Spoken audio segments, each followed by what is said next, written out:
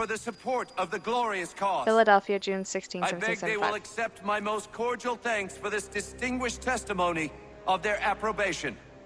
But lest some unlucky event should happen, unfavorable to my reputation, I beg it may be remembered by every gentleman in the room that I, this day, declare with utmost sincerity, I do not think myself equal to the command I am honored with. Truly, there is no man better suited to the task. Really? That I can think of several. Consideration could have Charles me Lee. to have accepted this arduous employment. At the Do I expense know of my you? domestic I would ease not and expect you happiness. to remember. I do Come, not Connor, wish to make there's someone any I want profit you to from it. meet. I will keep an exact account of my expenses. Weird. Sorry to pull you away Those like that, I but doubt not they the will last thing discharge, we need is and that the is two all of I you desire. coming to blows. Now, Connor, allow me to introduce you to our newly appointed Oh, I killed him. Commander-in-Chief, I killed him George once. Washington. Ah, so you're the one who saved Sam and John at Lexington. It was the Patriots who did that. I merely lent support. As humble as he is brave. We could use more men like you. I'm sorry, but if you'll excuse me, I should attend to Charles over there. He looks none too happy about being passed over for command. It was good to meet you, Connor.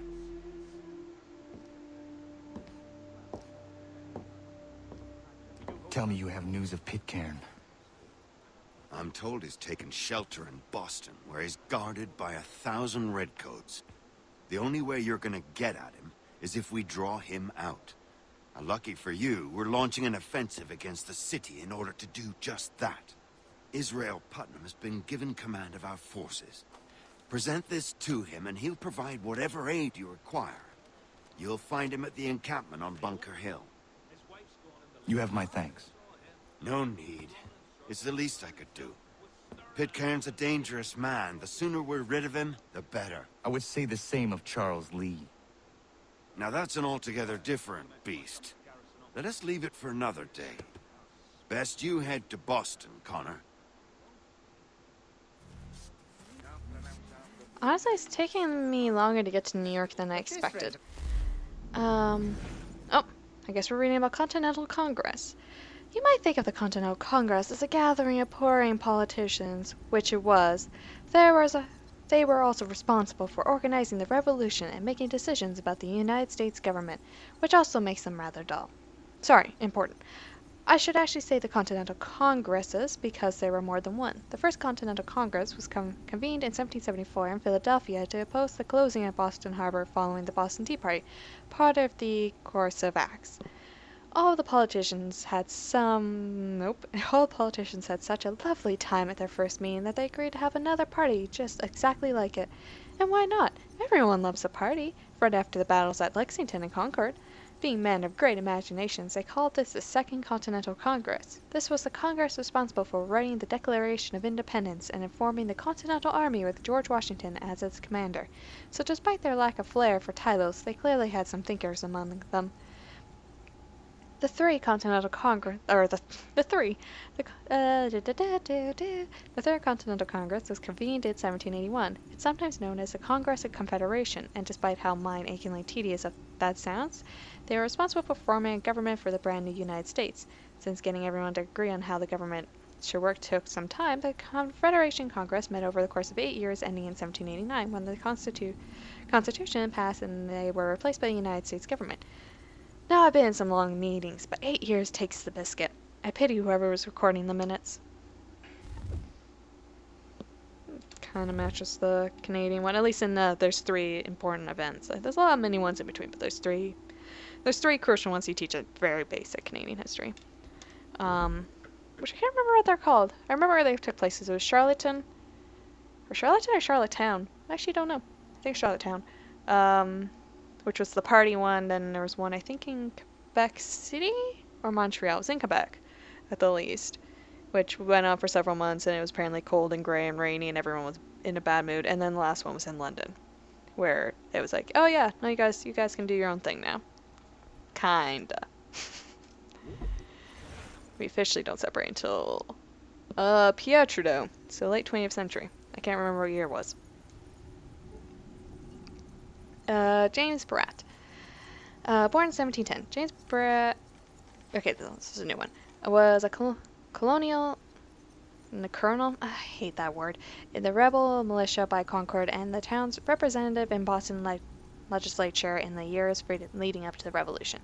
Barat didn't exactly want the position at the head of the militia. He was 65 when the war started. He had his pipe and slippers ready and probably just wanted to watch game shows. Unfortunately for him, experienced commanders were in short supply. Barat had fought in the French and Indian War, so colonel it was.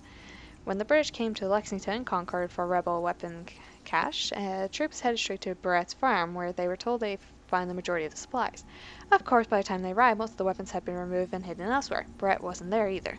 He was some distance away, organizing a militia march on the North Bridge and overseeing the eventual victory at Concord.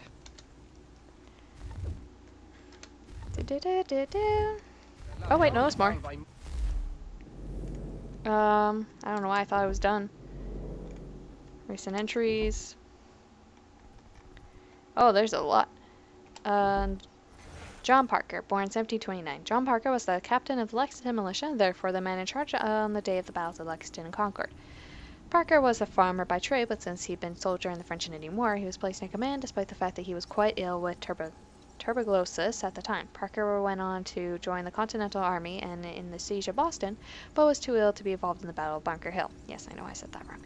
Parker died in September 1775. The statue of the Minuteman on Lexington Green is said to be a representation of him, though since there are no known pictures of Parker, the resemblance is sketchy at best. It's the thought that counts. Jean Bacon.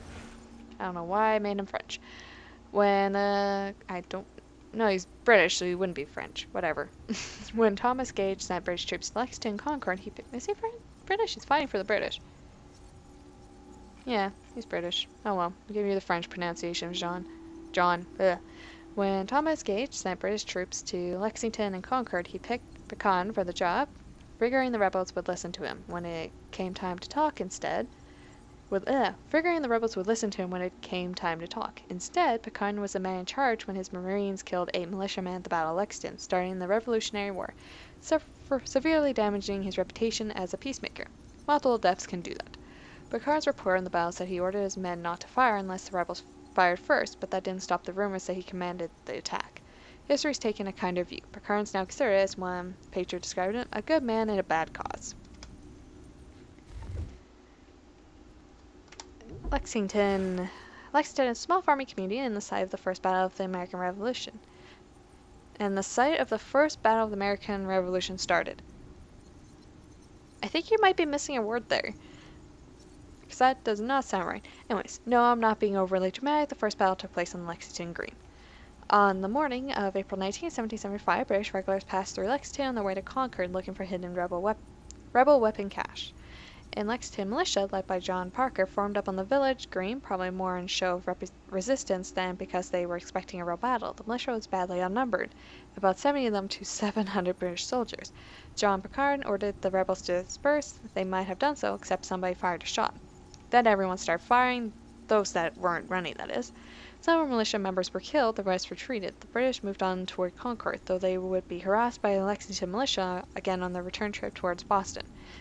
Lexington town motto is now, "What a glorious morning for America," though it's possible it didn't seem like one at the time. Firing guns and then running away since 1775 might have been a nice alternative. Every town needs a bumper sticker. And just my brain went to the British Columbian version of Surrey, which is just better say Surrey. Someone has that bumper sticker, because I see that phrase all the time, so someone has that as a bumper sticker, and it's true. Oh, sorry. Anyways, battles of Lexington and Concord. Date April 19, 1775. On the night of April 18, 1775, British regulars left Boston on the way to Concord to raid rebel weapons stores. While not using stores, used cash until this point, not using stores. The intent was to make a quick raid, disabuse rebel plans to attack the British and capture instigators John Hancock and Samuel Adams. Fortunately for the British, the result was the beginning of the American Revolution. In other words, the battle was a complete disaster for the British, and that's not a sentence with which I'm 100% comfortable. Okay. The rebels have been tipped off about raids weeks before. They already moved most of the weapons to the weapons the British were looking for. The night before the battle, Paul Revere and William Days brought word the British were on the way, so by the time the regulars marched into Lexington near dawn, the Lucia militia was waiting for them. Nobody knows who fired the first shot. The British blamed the rebels and vice versa, but in the end Lexington militia was badly outnumbered and retreated, and the British moved on to Concord. By most reports, the British were polite in Concord, which I'm sure their mothers would have been delighted to hear about. All apart for one moment, of course, when John Bacard threatened the local tavern owner at gunpoint, but to be fair, the tavern owner did know where the weapon caches were. Overall, things didn't really go awry until nearby militia saw some smoke rising above the town. They thought it was on fire and marched in, causing a skirmish at the North Bridge. By the time the British left Concord, more militia had arrived, outnumbering the regulars and raising tensions further. The new troops followed the British along the roads, bravely firing at them from behind walls and the cover of trees. There was little the British could do to fight back, and they were tired and mostly out of ammunition. Some of the regulars even broke ranks and fled. For the rest, it was a long walk back to Boston. Rather than dispersing after the battle, the militia gathered outside of Boston next during the siege of Boston and the beginnings of the Continental Army. And hiccups decided to start up halfway through that. North Bridge. This was the site of one of the first skirmishes of the Revolutionary War. During the Battle of Concord, about 90 British soldiers held this bridge, while several hundred rebel militias gathered on the hill nearby. The British were expecting resistance from disorganized farmers, so when the rebels advanced in a very military manner, the British panicked. Angry farmers are terrifying at the best of times. Officers gave conflicting orders, and the British formations broke and the soldiers ran away. The original bridge was torn down in 1788, and a new bridge was built nearby. Of course, it's been rebuilt several times. The image of the British turning tail is excellent fodder for historical reenactments, which Americans enjoy reenacting, which never seems to be reenacted on our side of the Atlantic strait. I can't read punctuation tonight, but which never seem to be reenacted on our side of the Atlantic.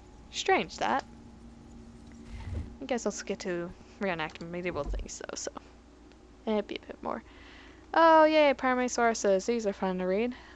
Regulars confront militia. Shots fired. Americans forever bear in mind the Battle of Lexington, where British troops, unmolested and unprovoked, wantonly, in a most inhumane manner, fired upon and killed a number of our countrymen. The events, as well as can be discerned, transpired thusly.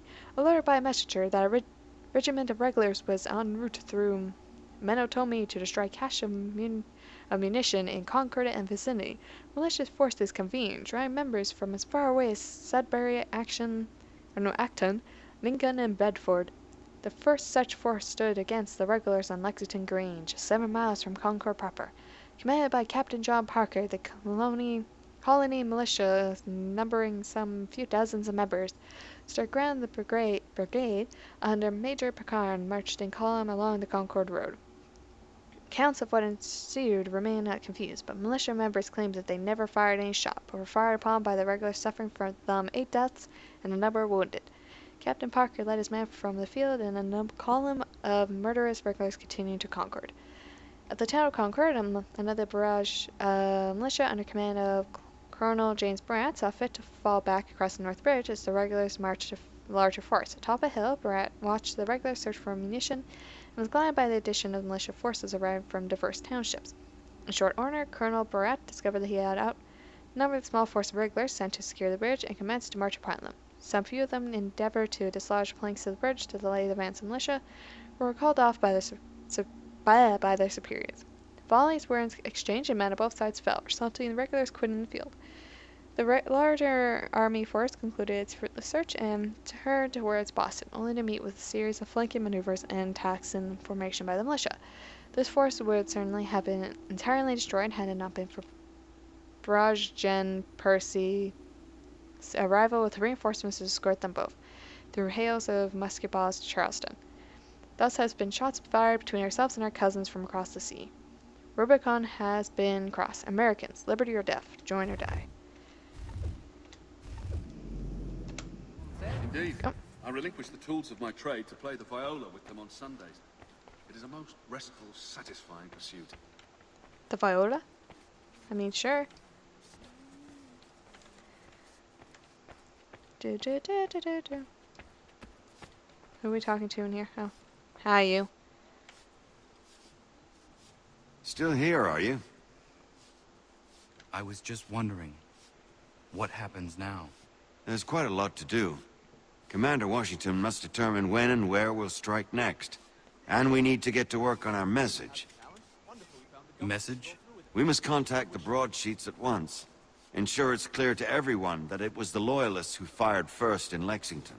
But no one knows who fired first. Which is exactly why we must spread the news quickly. We'll determine public opinion. This seems dishonest. Perhaps, but so what?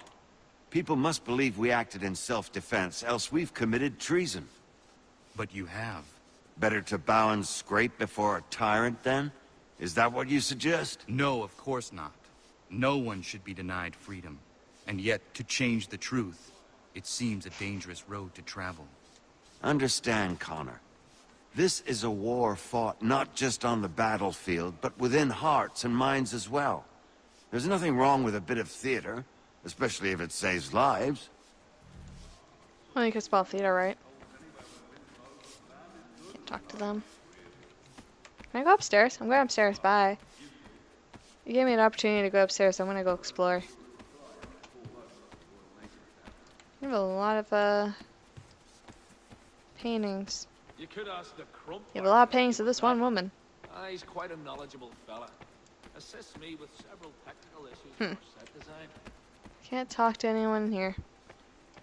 Oh, No, I think he will join us for the hunting on Saturday.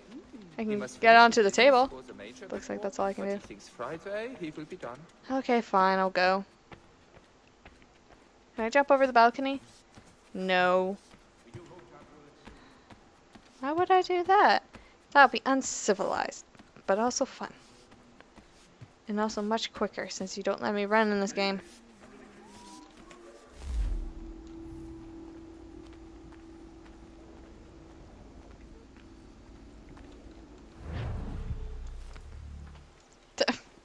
I'll just drop you off in the middle of nowhere. Have fun.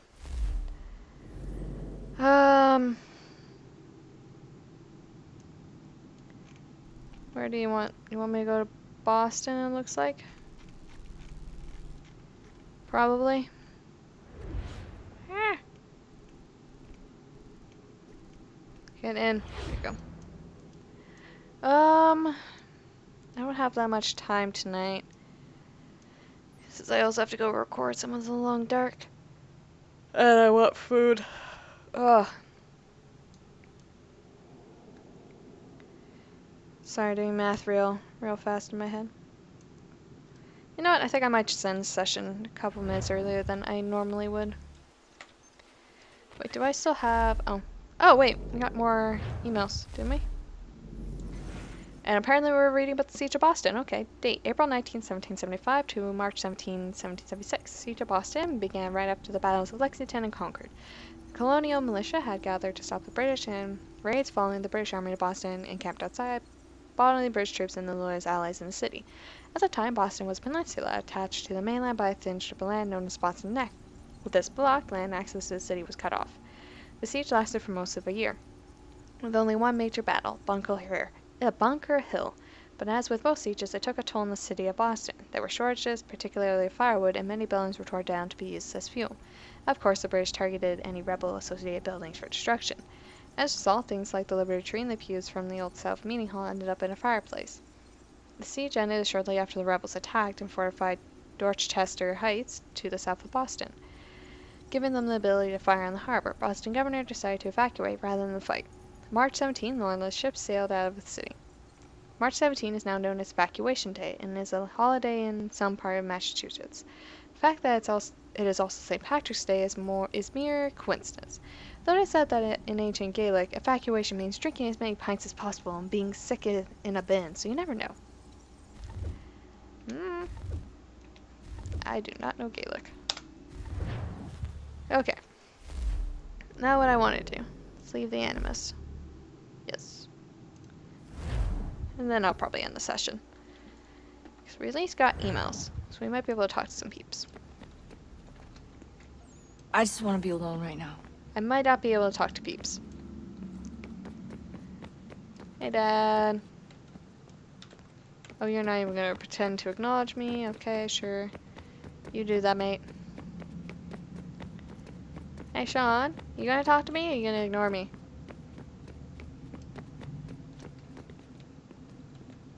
Like you're just gonna ignore me? Fine. Fine, be like that. I'm just gonna go read my emails. Nah.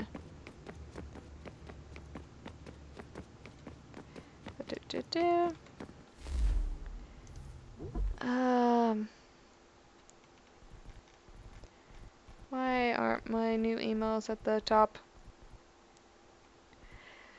Rebecca Crane, am I the only one? November 19, 2012.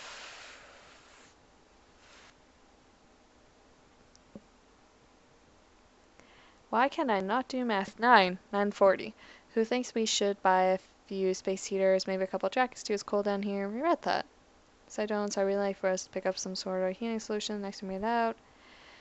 Sturgo is definitely on us. Most of the power sources I'm tracking. We already read these. At least we read these two.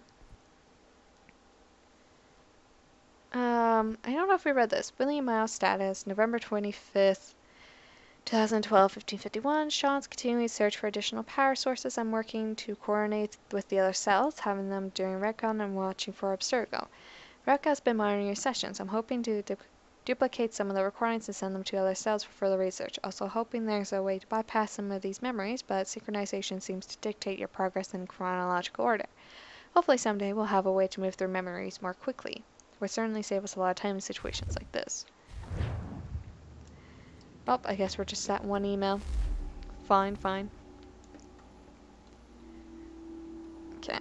Well, I think that's a good place to end the session. So, I want to thank you for watching. Hope you had a good time. See you in the next video. Bye!